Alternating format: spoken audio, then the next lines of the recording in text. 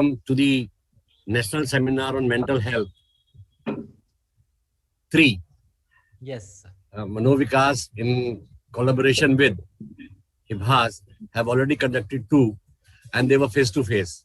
Third one, because of this COVID-19, we have to be virtual. And although we are at a distance from each other, but we are together on the screen. So once again, I welcome and I request Shri Anand Maheshwari ji, Governing Board Member, Manovikas, to welcome our chief guest, honorable guests, and the audience. Maheshwari ji.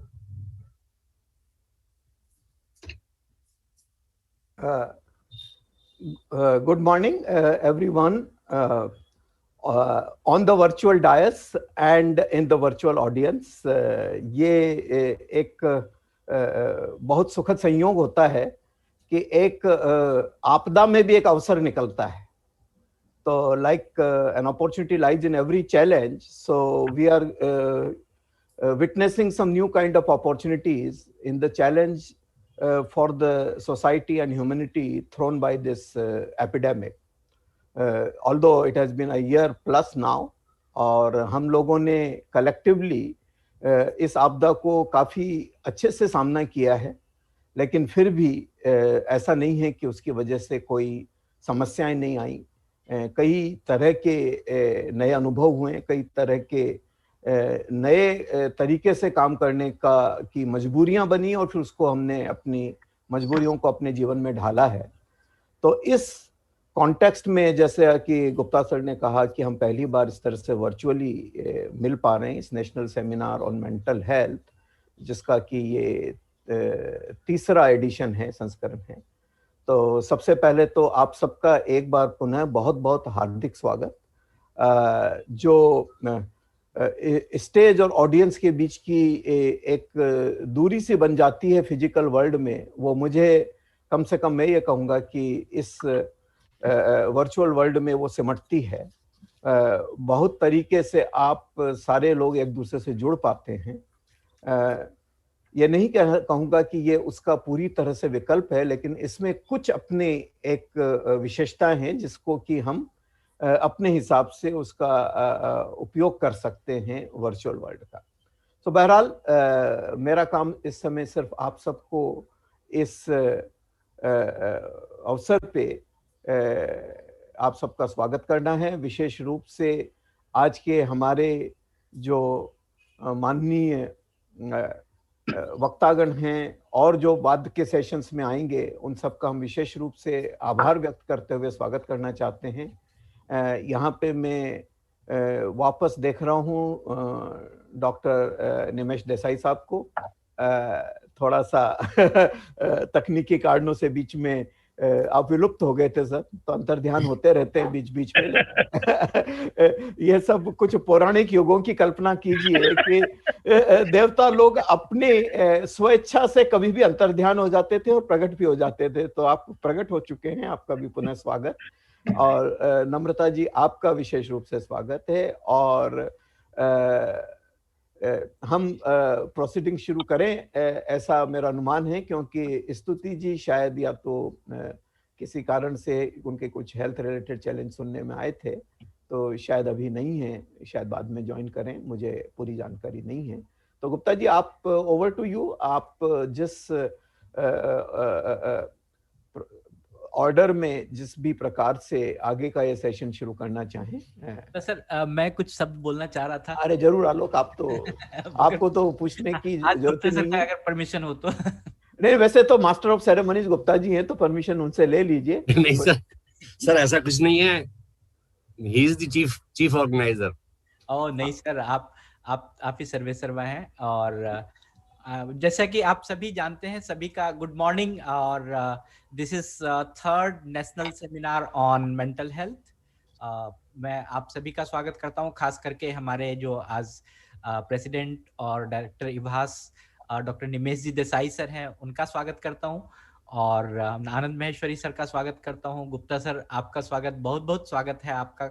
और नम्रता जी और जितने भी हमारे दर्शक आज जुड़े हैं, जितने भी आज पार्टिसिपेंट्स जुड़े हैं, जितने भी डेलीगेट्स जुड़े हैं, we have huge number of delegations. We have about हम लोगों ने देखा था कि अबाउट 25 पेपर्स हमारे पास आए थे, जिसमें हम लोग कुछ सेलेक्टेड लोगों को ही चुन पाए हैं, लेकिन सभी जितने भी प्रेजेंटर्स थे, we have accepted your everything कि आप हमारे एज ए डेलीगेट जरूर इस पार्टिसिपेशन में इसमें पार्टिसिपेट कीजिए। We have apart from the CRE registration, जो RCI का मैंडेट होता है, जो हमारे प्रोफेशनल्स हैं या पर्सनल्स हैं वो तो रजिस्टर्ड हैं ही, लेकिन we have seen about 50 peoples those who are from the out of rehabilitation sector, or we can say they are in the mental health sector, they are in the different sector, but they are not coming for the CRR point, which I mean to say वो लोग जुड़े हुए हैं।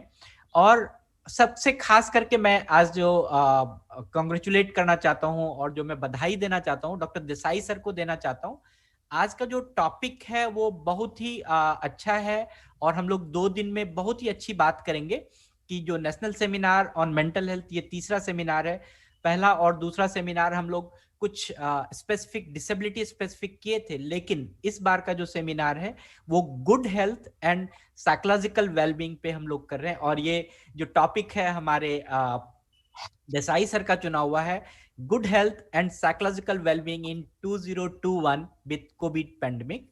और मैं ये बताना चाहता हूं कि जब हम लोग इस पर चर्चा कर रहे थे, खास करके हम और देसाई सर तो काफी इस पे सोचा हुआ है, और हम लोग चाहते हैं कि हमारे जो 3 ऑब्जेक्टिव्स हैं इस सेमिनार में, सबसे पहला है कि जो एक वेलबींग का कंसेप्ट है वो हमें पता चले कि हम किसको वेलबींग कहेंगे, and it should be in the stronger resonance of the people with disability। खास करके people with disabilities के लिए अगर हम बात करें, हमारे साइकोसोशल डिसेबिलिटीज वाले लोगों के लिए बात करें, हमारे इंटेलेक्चुअल एंड डेवलपमेंटल डिसेबिलिटीज वाले लोगों के लिए बात करें, तो उनके वेलबींग के डोमेन्स क्या क्या होने चाहिए। जो हम लोगों ने ऑलरेडी बहुत सारी चर्चाएं होंगी कि हमारे कैरियर वेलबींग्स कैसे होंगे, हमारे सोशल वेलबींग्स कैसे होंगे, हमारे फाइनेंशियल वेलबींग्स कैसे होंगे। और मैं चाहूंगा कि आनंद सर आप थोड़ा सा आज जाने से पहले फाइनेंशियल वेलबींग पे जरूर कुछ बोल के जाएं।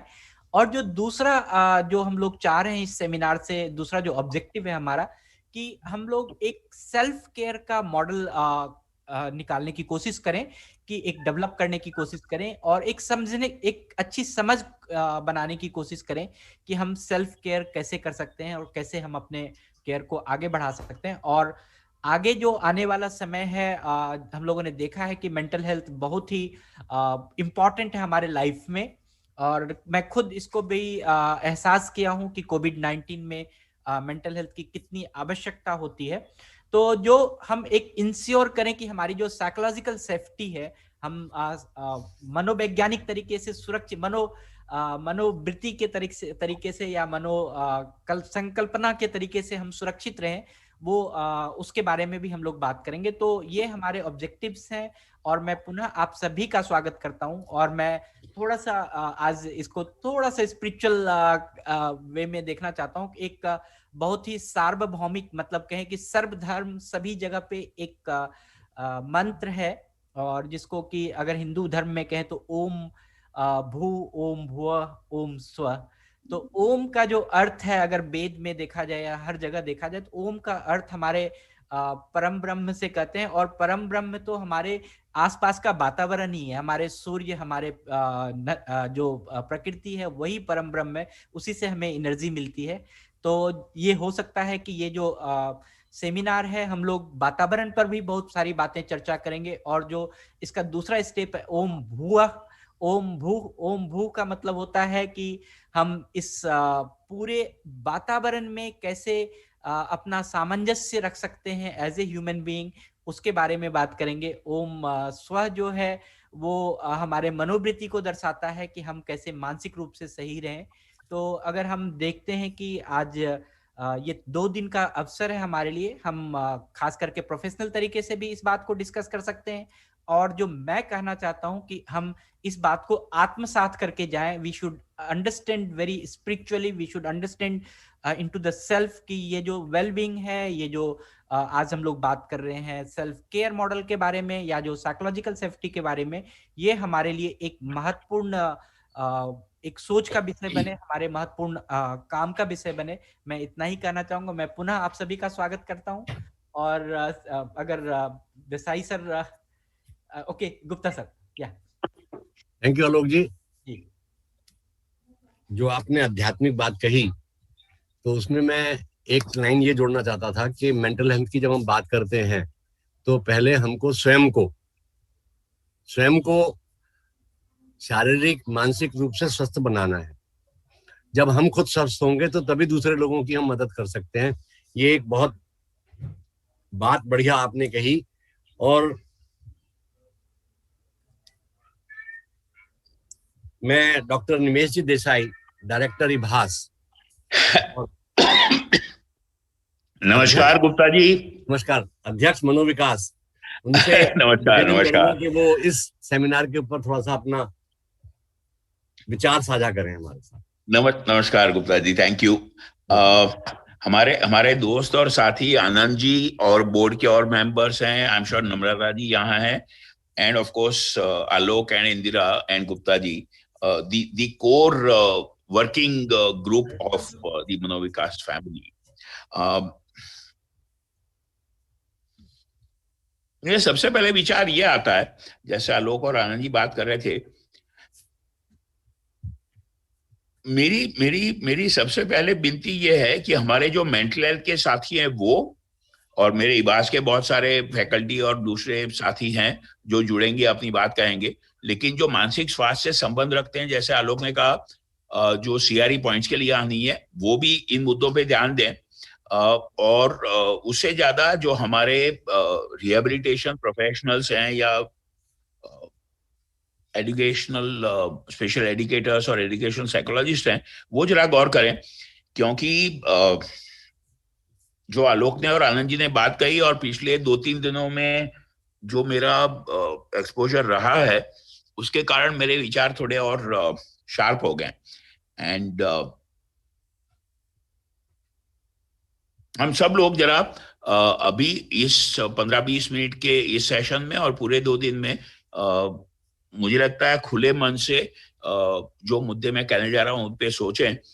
सहमति हो सके तो अच्छी बात है, ना हो सके तो वार्तालाप और विवाद जरूर हो सकता है, और उसके अंत में जिन मुद्दों पे हम सहमत हों, जितनी सहमति बन सके। जैसे आनंद जी ने कहा, ये जो महामारी हुई है पिछले 1 साल से करीब वैश्विक, उसने बहुत सारी चीजें मानव जाति को सिखा दिया।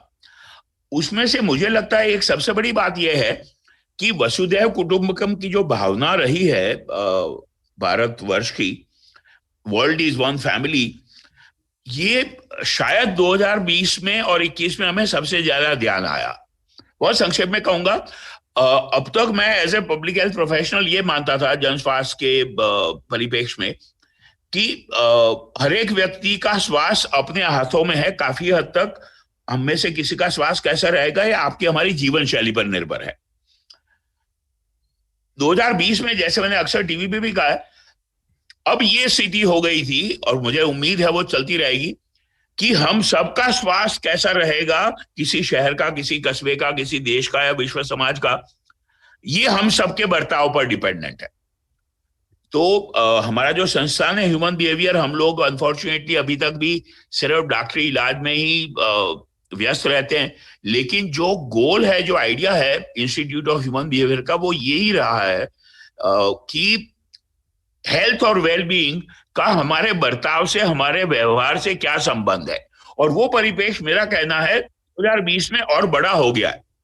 हम सबका स्वास्थ्य एक दूसरे पर निर्भर करता है, हमारे व्यवहार पर। एक तो ये मुद्दा हुआ। दूसरा ये हुआ कि वसुधैव कुटुंबकम की भावना सही है, लेकिन जो ईस्ट और वेस्ट, पाश्चात्य और हमारी पूर्व की सभ्यता का जो विवाद रहा है या सामंजस्य ढूंढने की जो कोशिश रही है, उसको और शार्प कर दिया इस महामारी ने। मैं गंभीरता से, संजीदगी से, गहराई से ये समझता सोचता हूं कि न सिर्फ फिजिकल इम्यूनिटी हमारी भारतवर्ष की और दक्षिण एशिया की बेहतर रही, जैसे मजाक में अक्सर कहते हैं, वो जो गली कूचे पे खोमचे से हाथ से बनाए हुए गोलगप्पे खाने की जो आदत रही है, उसका बड़ा फायदा रहा, फिजिकल इम्यूनिटी बेहतर रही। लेकिन उसके साथ साथ साइकोलॉजिकल रेजिलियंस दक्षिण एशियाई समाजों की बहुत बेहतर रही, और उसके साथ जुड़ गई सरकार की जो कोशिश रही, मुझे लगता है बहुत सफल कोशिश रही भारत सरकार की और बहुत सारे राज्य सरकारों की। हमारे समाज ने, हमारी सरकार ने, हम सब ने मिलके इस महामारी का जो सामना किया है वो बेमिसाल है। प्लीज गौर करें, मैं जो दोहरा मुद्दा कह रहा हूं, वसुधैव कुटुंबकम की भावना मायने रखती है। हम सब एक हैं, मानव जाति के जितने भी लोग हैं 7.5 अरब। लेकिन साथ साथ अगर वर्ल्ड लीडर की कोई पोजीशन सोची जाए तो जो मैं 20, 25, 30 साल से मानता हूं वो अब साकार हो गई है। भारतवर्ष एक वर्ल्ड लीडर है, India is a world leader, India is a world leader with a difference, not in the traditional sense of being a world leader. World leader with social sense, world leader with spiritual strength. वो 2020 और 21 के बाद मुझे लगता है वो विवाद करीब करीब पूरा हो गया।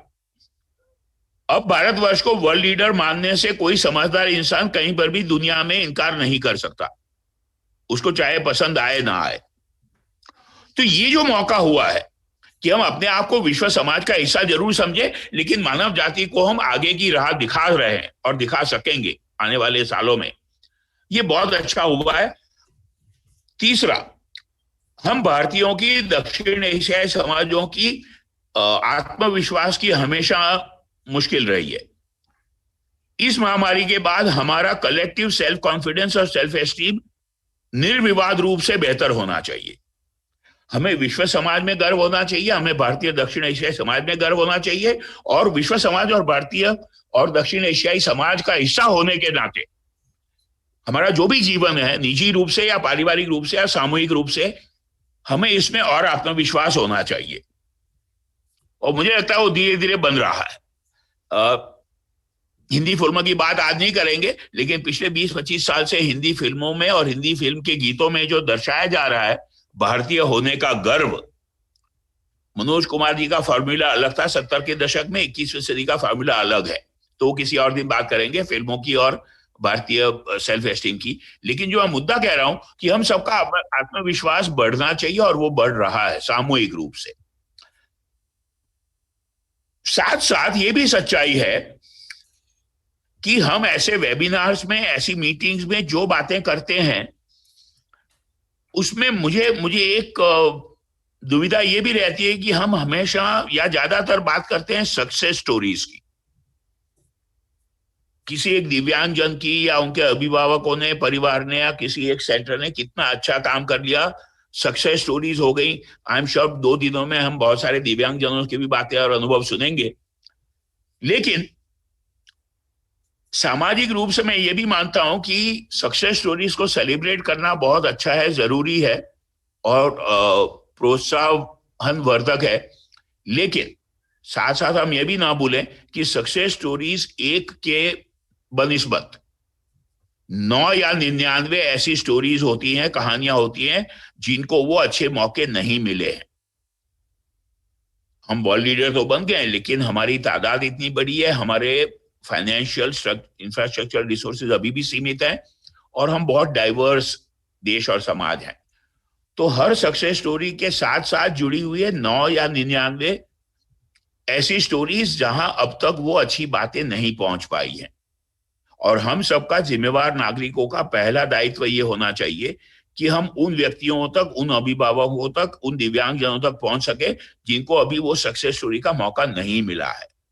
तो the negative side of the story और the not so positive side of the story can never be forgotten, should never be forgotten. ये मेरी एक विनती है हम सबसे।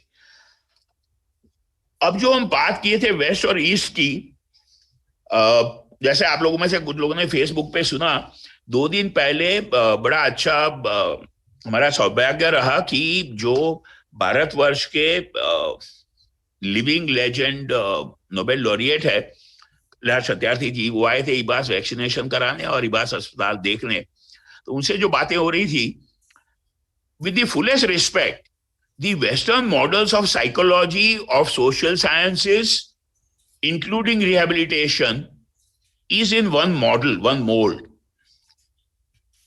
हम सब ने वो मान लिया है क्योंकि हमारी ट्रेनिंग और हमारी लर्निंग उस मॉडल में हुई है।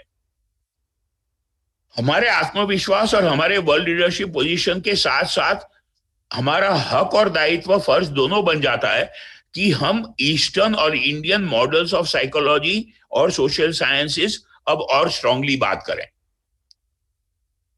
पूरे पूरे सम्मान के साथ।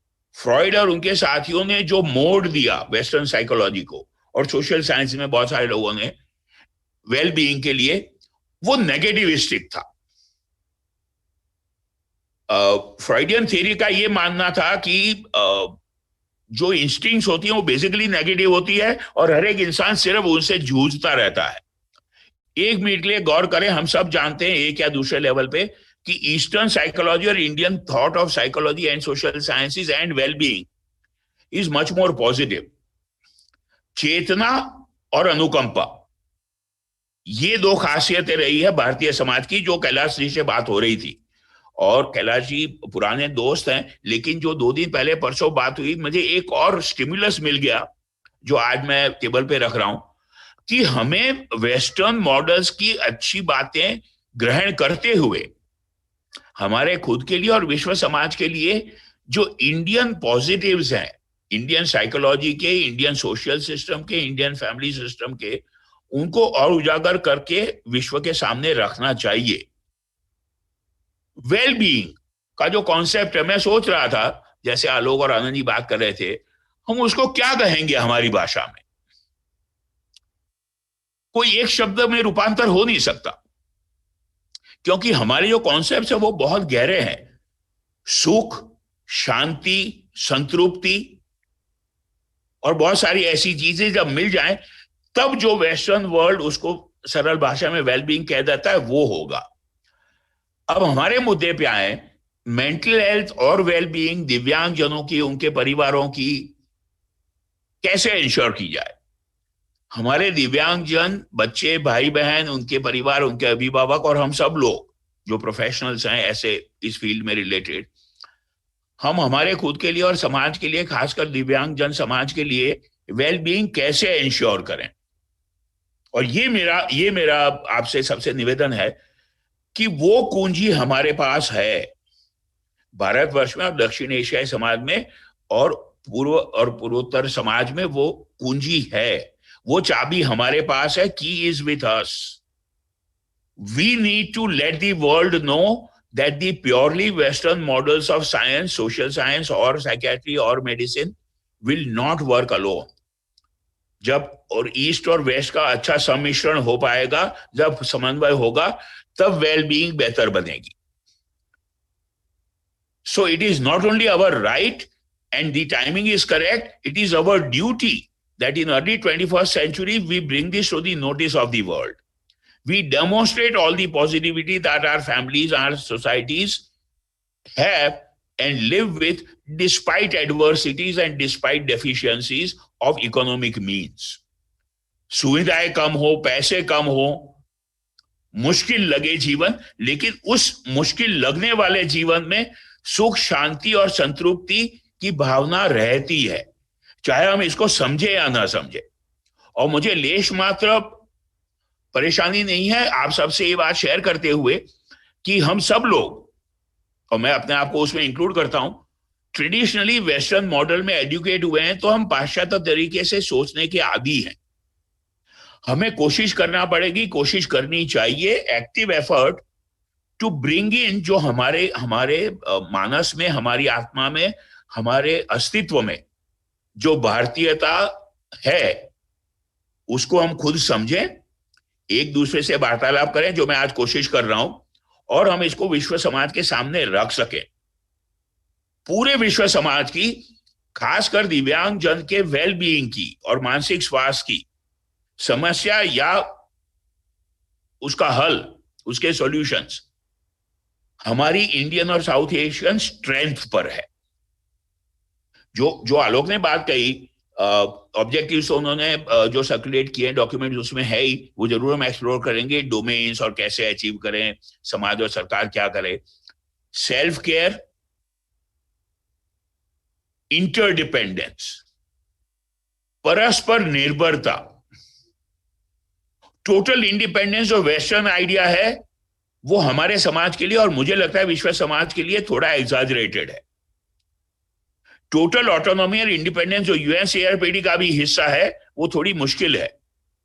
मेरी उम्मीद ये रहेगी कि यूएनसीआरपीडी का जो सेकंड वर्जन बनेगा जब भी 2026 में, 30 में, 35 में, तब हम ये स्वीकार करेंगे यूएन डॉक्यूमेंट में कि ऑटोनॉमी और इंडिविजुअल इंडिपेंडेंस मायने रखता है, लेकिन साथ साथ इंटरडिपेंडेंस, व्यक्तियों का, परिवारों का, समूहों का, समाज का, ये हम उसमें स्वीकार करेंगे जो अब नहीं है। तो एम्पावरमेंट और ऑटोनॉमी जो यूएनसीआरपीडी के प्रिंसिपल्स हैं वो बहुत अच्छे हैं, लेकिन वो अकेले साथ खड़े नहीं हो सकते।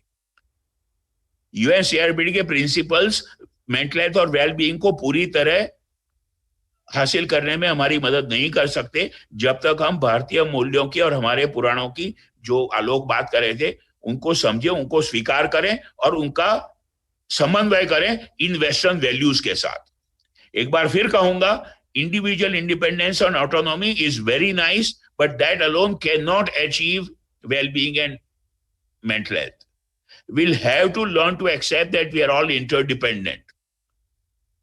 वो जो कॉस्मोस की भावना है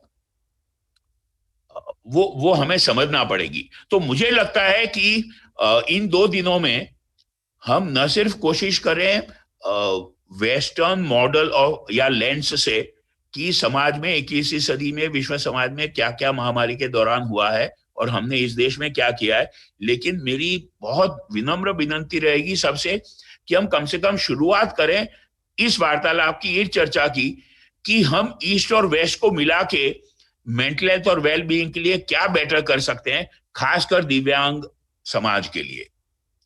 मैं अपनी बातें आज के लिए इतना कह के विराम लेता हूं। 2 दिनों में बातचीत होती रहेगी, कल सुबह होगी, कल दोपहर शाम में अंत में होगी।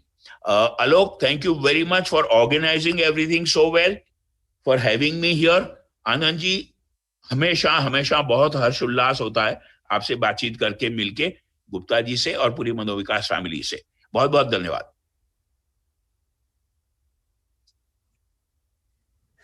Thank you so much, sir. Thank you, sir.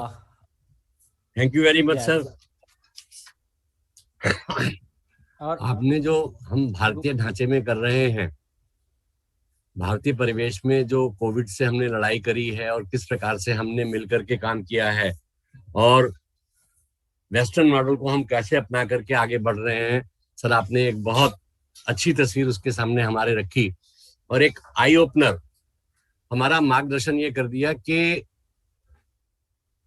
Waste is not everything. पाश्चात्य देशों में जो हो रहा है वो सभी कुछ नहीं है, हमारे देश में भी बहुत कुछ है। तो पाश्चात्य देशों की जो अच्छी चीजें हैं वो हमको ग्रहण करनी चाहिए और उनको हम कैसे ग्रहण कर सकते हैं इस पर हमको अवश्य चर्चा करनी चाहिए, चिंतन करना चाहिए, मनन करना चाहिए, आपस में मिल बैठ करके बात करनी चाहिए। Sir thank you very much, बहुत बढ़िया मार्गदर्शन आपने किया, इसके लिए आपको बहुत बहुत नमन सर। अभी आलोक जी शायद स्तुति जी, सर गुप्ता सर हम लोग थोड़ा आनंद सर को भी सुन लें एक बार। गुप्ता सर, आनंद सर को वेलकम नोट्स दिए थे, एज ए प्रोफेशनल नोट्स मैं कुछ आनंद सर से सुनना चाहूंगा प्लीज सर। हाँ, पुनः आपका बहुत बहुत धन्यवाद।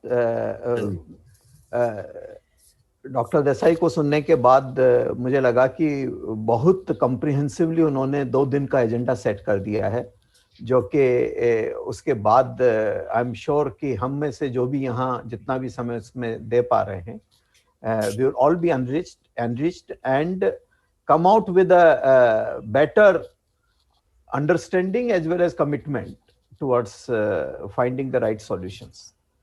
मैं 2-3 बातें अपनी तरफ से आप सबसे साझा करना चाहता था, क्योंकि देखिए मैं बहुत एक तरह से अपने आप को सौभाग्यशाली मानता हूं कि मनोविकास के साथ जुड़ने से एक ऐसे विषय से मेरा सामना होता रहा जिसके बारे में न तो मुझे कोई खास जानकारी थी और ये समझा जाए कि हम उसको सोच समझ के भी इग्नोर करने वाली क्लास में रहते थे।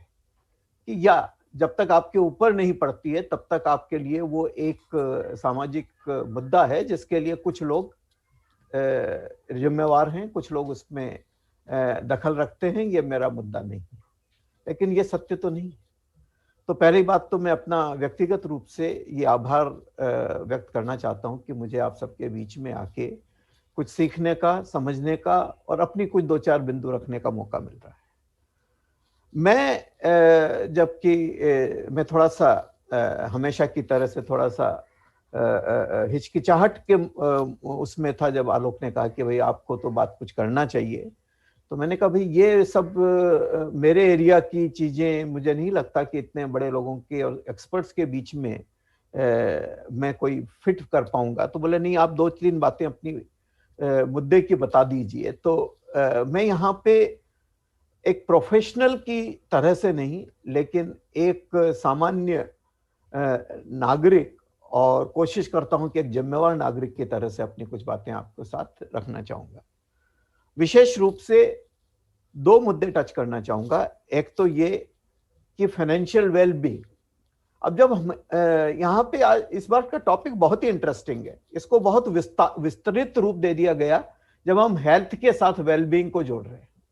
Wellbeing is much wider as we all know, और हेल्थ तो उसका एक पार्ट है। और कभी कभी not a very healthy person also appears to be enjoying life, तो उसकी वेलबींग के मायने कुछ और हो जाते हैं। ठीक है ना, ये हम अपने आसपास बहुत बार देखते हैं और आप में से कई लोग इसके जीते जागते उदाहरण हैं।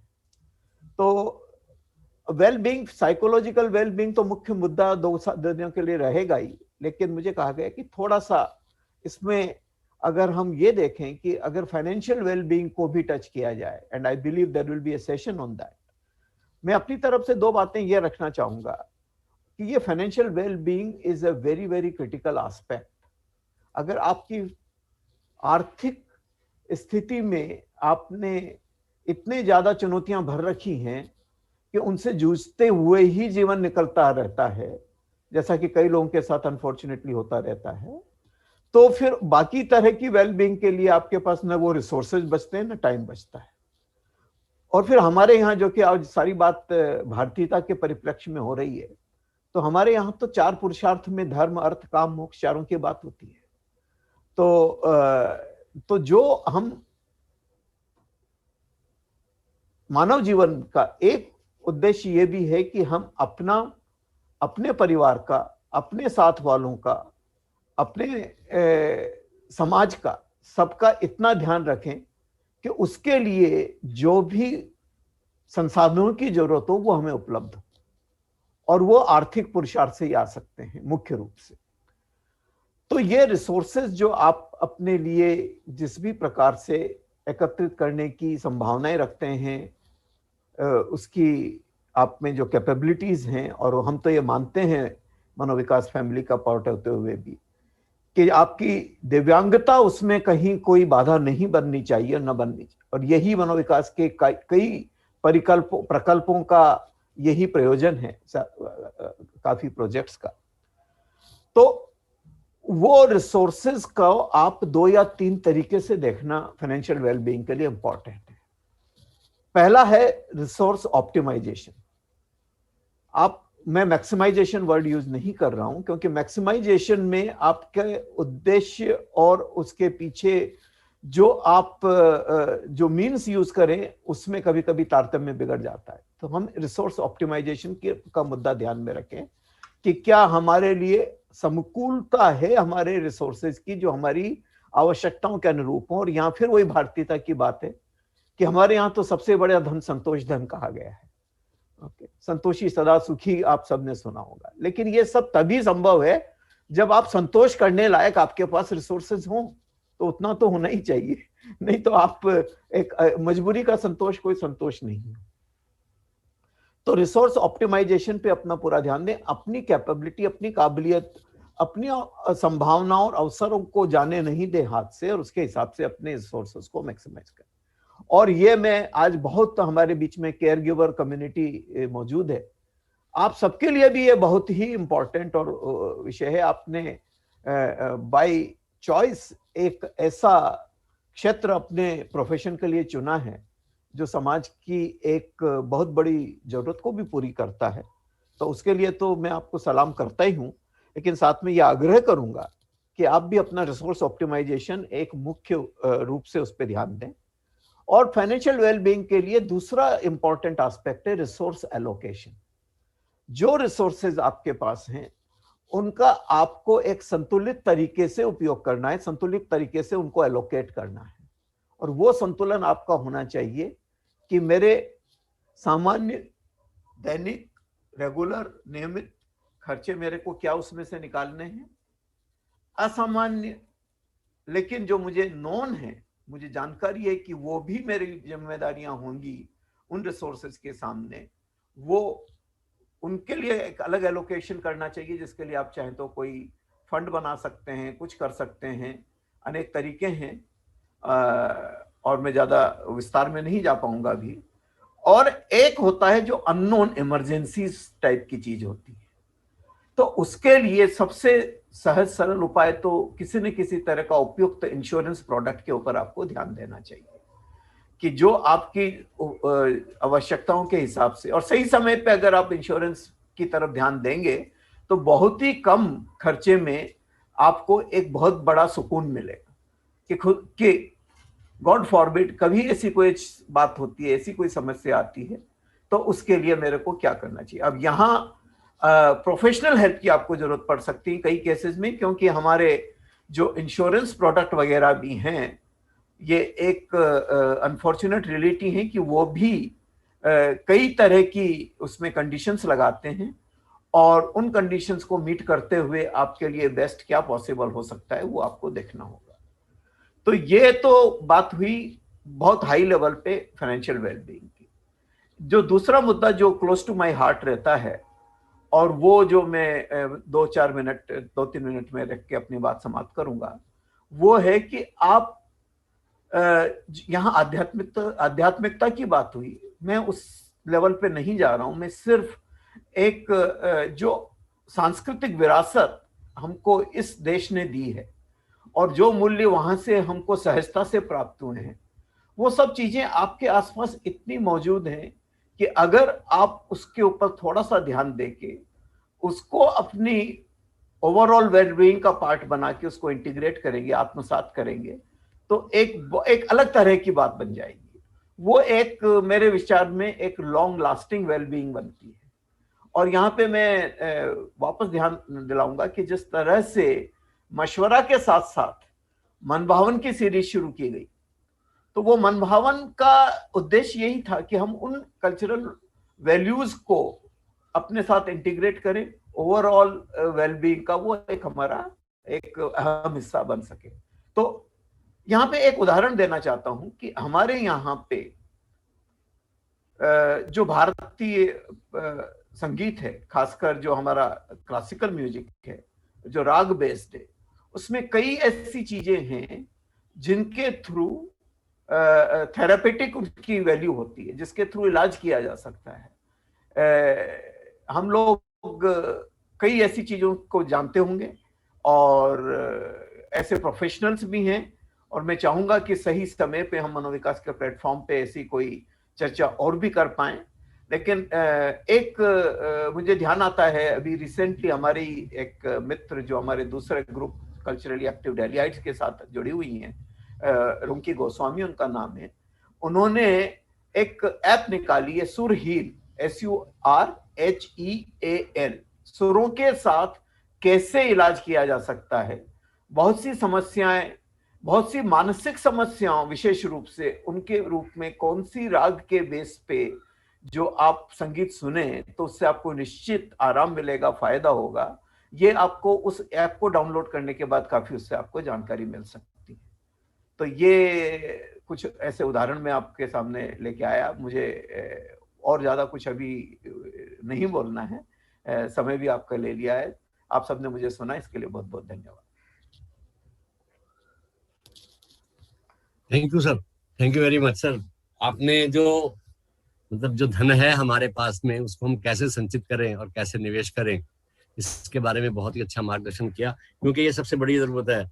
जो लोग कहते हैं ना कि मैं तो रोज कमाता हूँ, रोज खाता हूँ, तो वो चीज लागू नहीं होनी चाहिए। हमको धन संचय ऐसा करना चाहिए, जो धन हमारे पास में आया उसको हमें इस प्रकार से निवेश करना चाहिए कि हम आज कल और कोई इमरजेंसी हमारे पास में आती है, क्योंकि कई दफा घरों में मैंने देखा है कि अगर एक महीने में 2 शादियां आ जाएं और उन दोनों शादियों को अटेंड करना हो तो हमारी फाइनेंशियल स्थिति बिगड़ जाती है।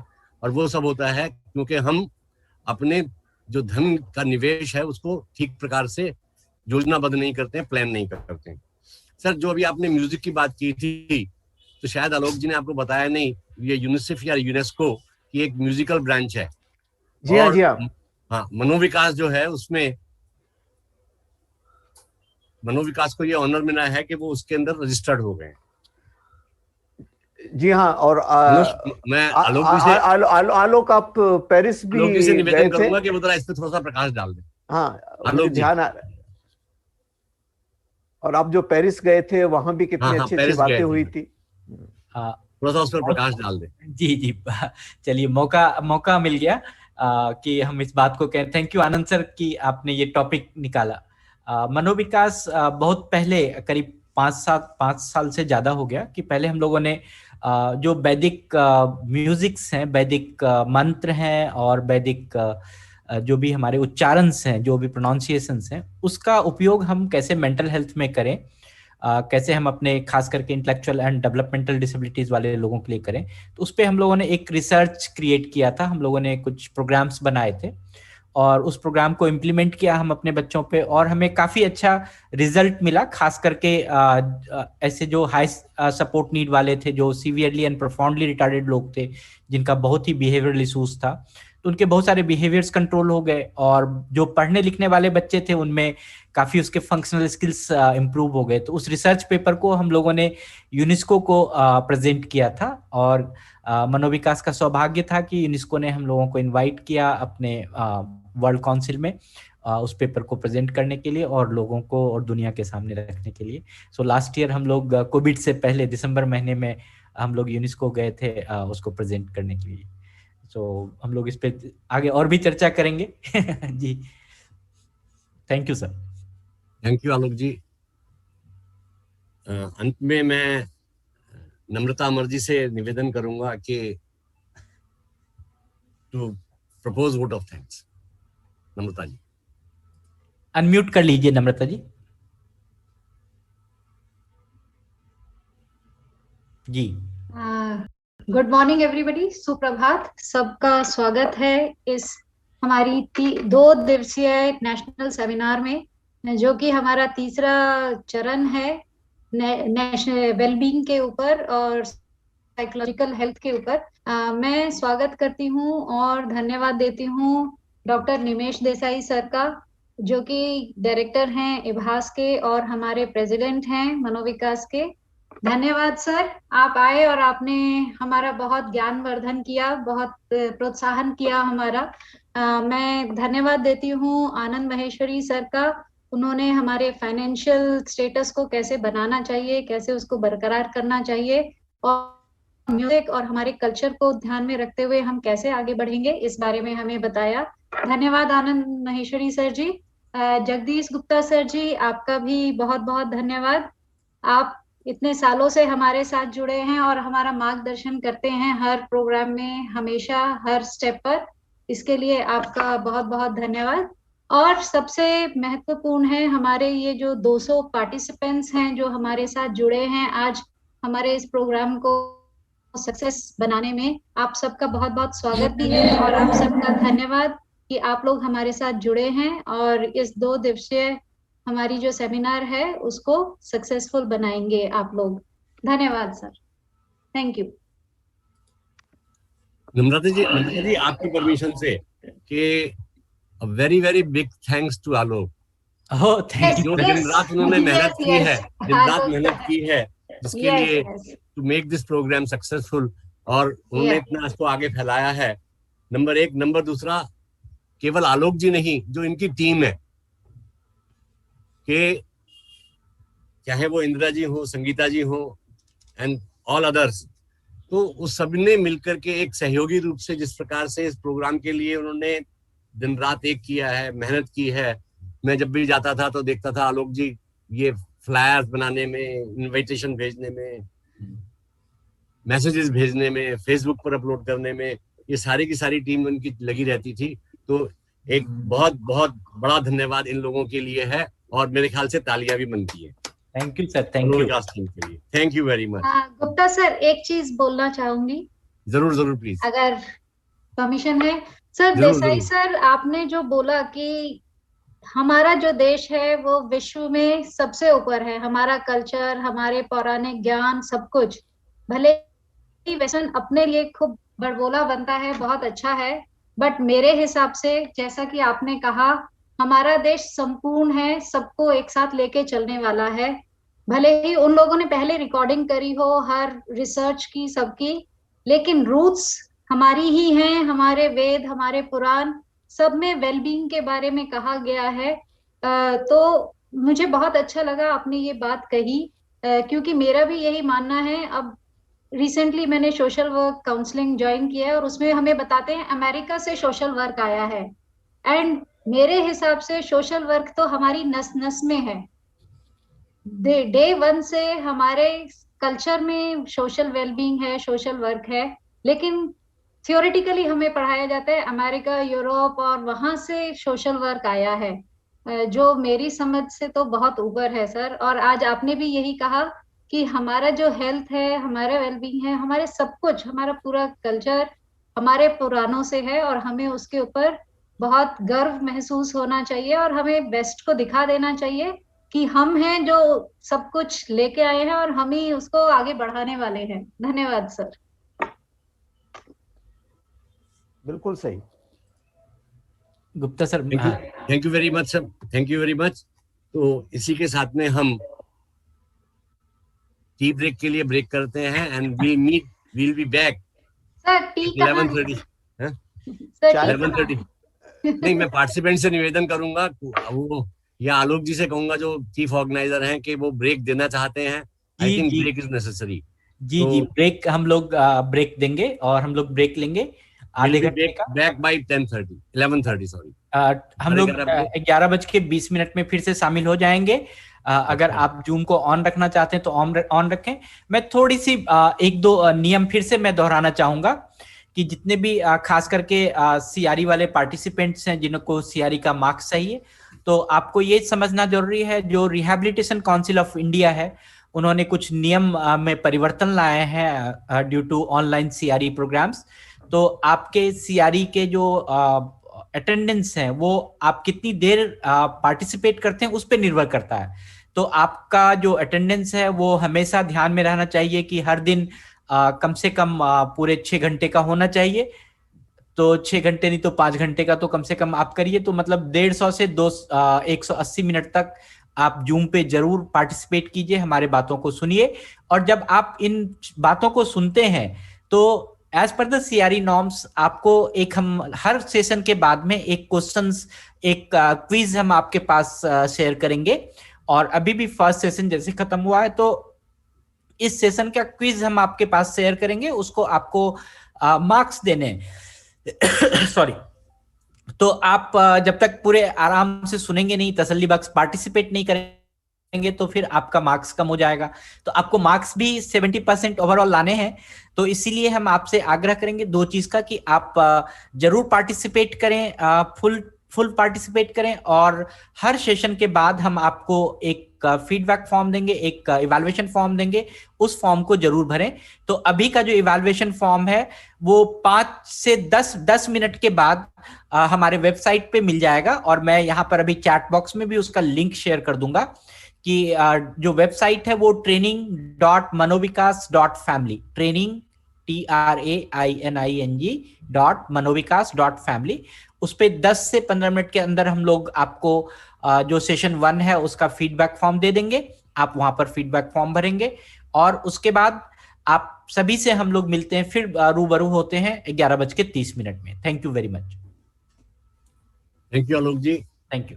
तो एक बार पुनः मैं सभी का इस इनॉग्रल सेशन के अंदर फिर मैं सभी का स्वागत करता हूं, सबका धन्यवाद करता हूं। धन्यवाद। सो सी यू आफ्टर at 11:20।